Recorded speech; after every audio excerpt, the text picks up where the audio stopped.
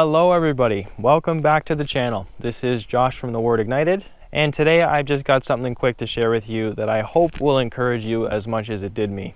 I've had a number of videos on this channel that focus on testimonies, some of the things that Christ has done in my life and some of the things that he shared with me as well. But this video today is specifically about the one who enabled me to share those testimonies to begin with. And that individual, that name is Jesus Christ, the one who saved me from a path of brokenness, loneliness, depression, and despair, who reached down and grabbed my hand at my absolute lowest point and pulled me up out of the miry clay, showed me exactly who I was because of him, and showed me how much he loves me and cares for me as well. I am truly forever indebted to him, and I just hope that I can do a good job at serving him while I'm here. And that's why today I wanted to speak specifically about him. Because I was reading Acts 2 the other day, and I know that many of us have read this many times, so it's nothing new. But when I came across this passage, I really began to sit there and think about it, what it really meant. And this is specifically in Acts 2 verses 24, where the Bible talks about death not having the power to hold Christ in hell. But as I sat there thinking about that passage, I began to wonder what it actually means for death to not be able to have held someone. Because if we think back in history, especially in the Old Covenant, everybody who had died did not have access to heaven. They went to a few different places according to the scriptures, but it was never heaven. They weren't allowed to get there. They didn't have access. Because when sin had entered the world, we were naturally born into sin. And every single person who's living today, who will be living tomorrow, who lived in the past, every single one of us has been bitten by the virus, if you will, of sin. And there's no way out of that unless we have a relationship with Christ. See, because we're living in the new covenant now. But what did that look like before he came? Before Christ came and died, there was no such thing as anybody having access to heaven. It just simply wasn't possible because our lives had been tainted by sin, and there was no way out of that. There was no animal sacrifice that could ever pull us out of our identity being changed by sin. We were a sinful creation, and there was absolutely no way out of that.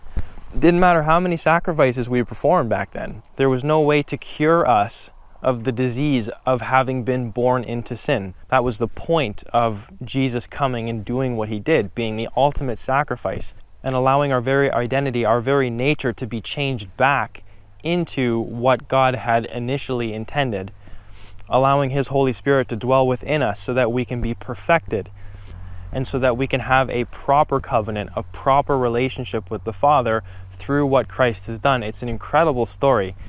And it's a story that it doesn't ever get old. In fact, it just continues to bring more and more life, and life abundantly. It's the most beautiful love story ever told.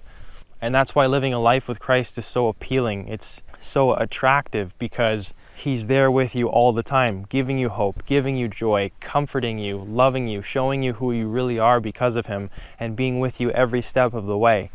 And on top of all of that, you get an access card to heaven if you live your life in according to how he asks us to live our lives as well.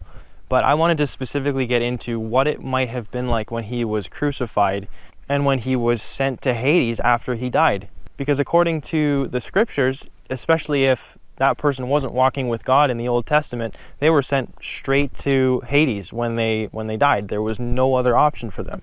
And so of course, Jesus, having taken on all sin on him, having allowed himself to carry the weight of the world's sin on his shoulders, he was sent to Hades because he took on that sin. But then here's the catch, because based on even almost like a contract, if you will, if anybody had sinned on earth and they didn't have their sins forgiven, they were bound for eternity in Hades. There was no way out because of the fact that they had broken a commandment or multiple commandments that God had set out. There was no way for them to have been forgiven. So they were bound for eternity because of their sin. That was what had a legal right to hold them there. And so because of the fact that Christ lived a perfect life, he did absolutely nothing wrong. And he lived out the plan that God had called him to live without making a single mistake.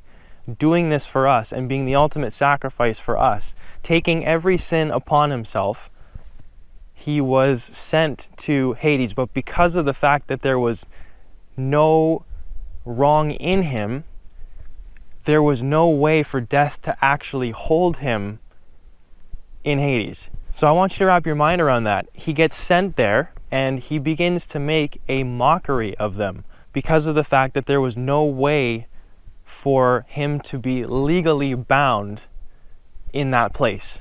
There was no wrong in him. There was not one thing that he committed that was wrong. And so by contract, death tried to hold him there, but it wasn't able to.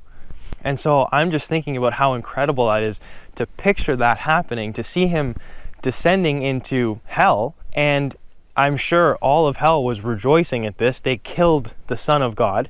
And yet, as soon as he gets there, there's nothing that they can do. He still held all of his authority. He still held the legal contract to be able to be risen up again, because there was nothing to hold him there. He did no wrong. There was no sin in him. So there was nothing to bind him to death for all eternity.